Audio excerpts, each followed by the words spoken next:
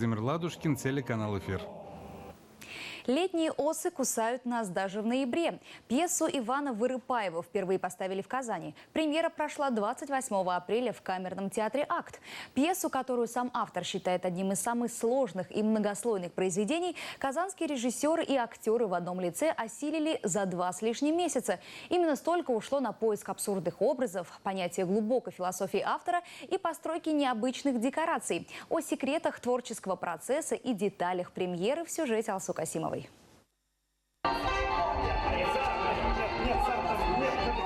На премьере спектакля кресла в зале были пусты. Все 25 зрителей находились на сцене, в непосредственной близости к актерам.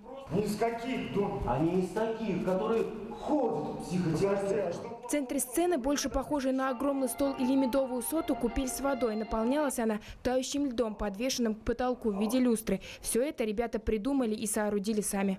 Момент импровизации, он, конечно, всегда будет присутствовать. Ну что, если что-то кто-то скажет, конечно, мы это не оставим без внимания. Вот. В этом, конечно, и есть такая, наверное, сиюминутность вообще специфика нашего театра, что все, грубо говоря, рождается прямо здесь и сейчас, конечно, не то что на глазах у зрителя, а вместе с самим зрителем. Постановку «Летние осы кусают нас» даже в ноябре ставили только в одном из московских театров. Режиссеры и актеры театра «Акт» Ангелина Мигранова и Родион Сабиров признаются, комедия с высокой драматургией стала для них совершенно новым этапом. Написано, что она комедия, но там, конечно, нельзя спускаться на одну комедию, там заложены очень глубокие и серьезные темы, которые там раскрываются.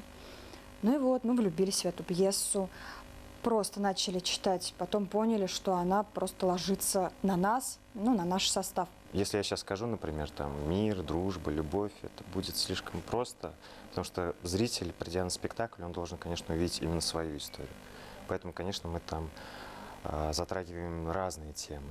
Разные. То есть нет такого, что вот я сейчас скажу, это спектакль о любви, о дружбе, о вере.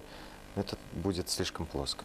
Почти детективная история. Комедия с одной стороны, с другой глубокая философская драма. 3 героя на протяжении 2 часов играют не от своего лица, переживают целую гамму противоречивых эмоций и вместе со зрителем ищут ответы на непростые вопросы. Для чего мы живем? Почему мы живем именно с этим человеком? Что такое любовь? Что такое вера?